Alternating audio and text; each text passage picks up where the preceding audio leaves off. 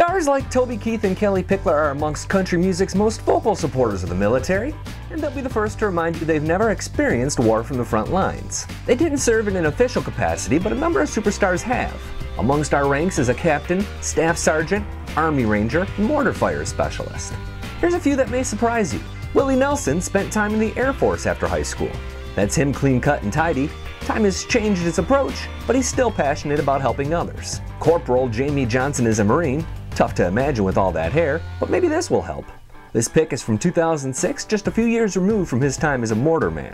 It's well known Craig Morgan was an Army Ranger, but did you know he was part of the operation that ousted Panama General Noriega in 1989? Johnny Cash also had war experience. Staff Sergeant Johnny Cash spent most of his Air Force deployment in Germany, and there he was amongst the first to learn that Joseph Stalin has died.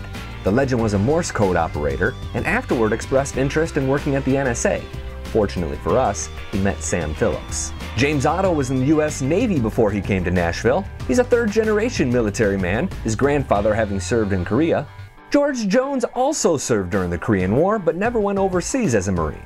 Josh Gracin was also a Marine, as anyone who watched him on American Idol knows, and Captain Kris Kristofferson was in the Army. In fact, he was a helicopter pilot and planned to teach at West Point before country called.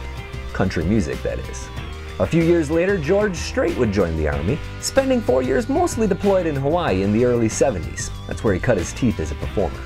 It's not surprising that some of country's biggest stars of the past 20, 30, or 50 years learned about hard work and discipline in the US military. Taste of Country joins the rest of the country in saluting these men and everyone who's made that sacrifice. Thanks for watching. Thanks for subscribing.